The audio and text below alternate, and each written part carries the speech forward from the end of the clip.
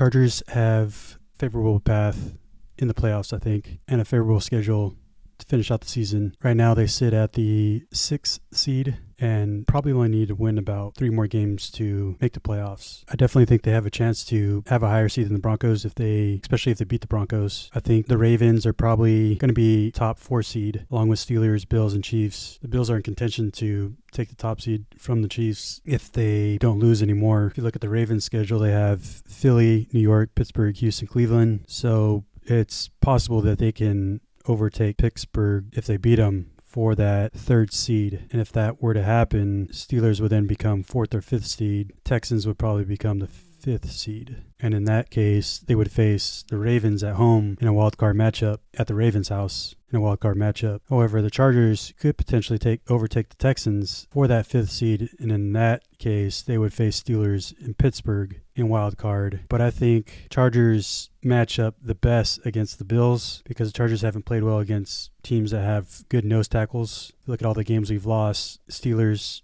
have a good nose tackle. Chiefs have a good defensive tackle with Chris Jones. Ravens have a good defensive tackle in Madubuike. The Bills, I don't think they have a good nose tackle. I think they're strong across the board along the defensive line.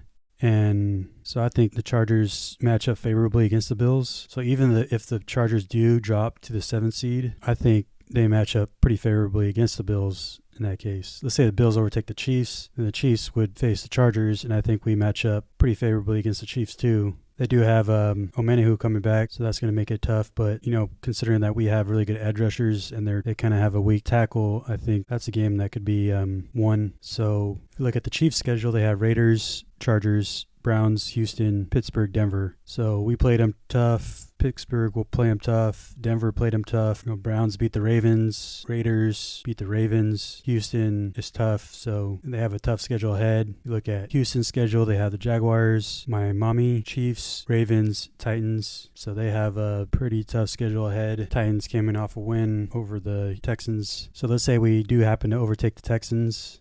That would put us in the 5th seed, and then we'd probably play Steelers, and then we win there. We would move here, either play probably more than likely the Bills or the Ravens there. So if we do fall to the 7th seed and we face either the Bills or the Chiefs, I think, eventually you're going to have to play them anyways, more than likely. So why not play them off the bat and then just see if you can win? In that case, you'd probably go face the next best team since you'd be the lowest seed and probably be Bills or Chiefs again. And then if you win that game, you move on and you probably face the Ravens. So I think there's advantages and disadvantages to healing guys and then just playing well rested come playoff time or just trying to win out as much as possible. You're trying to get maybe a 5th or 4th seed. That way you would then face, in the event that you win, you would face probably a 3 or 2nd seed. Let's say Ravens, Bills. That path is probably a good option too. So either way you cut it, I think Chargers they could be in favorable position to make some noise in the playoffs, but obviously they need to get healthy and they need to make sure JK's healthy, make sure they have a run game. You look at all the games that we lost. I mean, all the teams we've lost to have had a good nose tackle. Steelers, Chiefs, Ravens, Arizona, they have a pretty good nose tackle. So Herbert, you have to remember that Herbert is far better with the run game. You consider how we went into the second half with Steelers. We didn't run the ball, and Herbert didn't pass the ball well. Same with Ravens. Second half, we went in there, didn't run the ball. Herbert couldn't pass the ball. You have to keep the defense honest, and that makes it more difficult for them to know whether it's going to be a pass or run and delays their rush attack.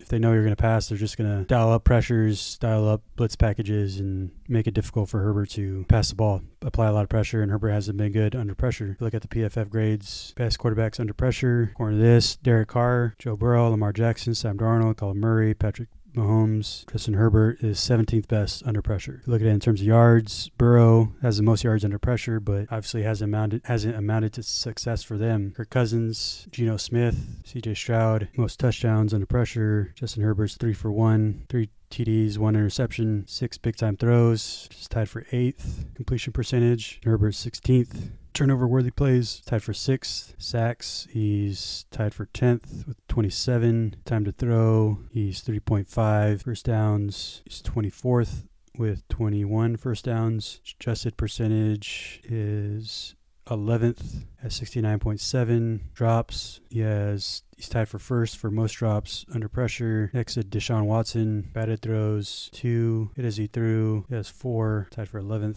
Throwaways. He's tied for 11th in throwaways at 7th. Pressures of any kind, 16th at 122. So not terribly good under pressure. If you look at defenses that have given up the least amount of 20 plus throws, Bills are at 23. Chiefs are at 27. 40 plus. Bills are at 2. Ravens at 5. Chiefs at 6. Sacks. Broncos have the most. Texans, Ravens, Chargers. Chiefs don't have very many sacks. Rushing defense. Ravens have the best rush defense in terms of yards per carry. Then Chiefs. Then Steelers. Broncos. In terms of touchdowns, Broncos, Bills, Texans, Ravens, Chiefs. Rushing first downs. Ravens have the second least at 50. Chiefs are 5th best behind Broncos, and Bills are behind Titans. Here's our blocking grades versus Cardinals. Thompson, Matlock, Pipkins. We're at the bottom. This versus the Ravens. Blocking grades. Fisk, Matlock, Zion, John Mari at the bottom. Here's been overall run defense grades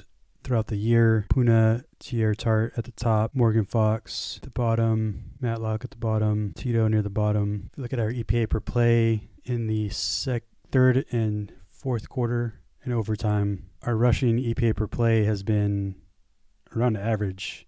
If you're looking from bottom up, this red line is average, so we're right above that. If you look at dropback EPA per play in the second half, it has been below average. If you're looking from left to right, this is the red line here. It's average. We've been below average. Here's our plays versus the Ravens and their success rate. Starting off, kind of had a mix of successful passes and successful runs. The second series started off with 3 successful runs, pass, another 3 successful runs, 2 unsuccessful passes, and then it was just followed with pretty much all unsuccessful, with a few successful passes, finished with just unsuccessful passes. If you sort it out by successful pass, counting 13 successful pass, 12 successful runs, 26 unsuccessful passes, 27, and only 5 unsuccessful runs. Our biggest plays were curl, tight end post, out, wide receiver drag, zone run, stop go, post, out, quarterback scramble, center tackle pull, out, swing, check down, tight end pull, check down, curl, check down, pull, tight end pull, zone, run, slant, check down, QB scramble, zone run,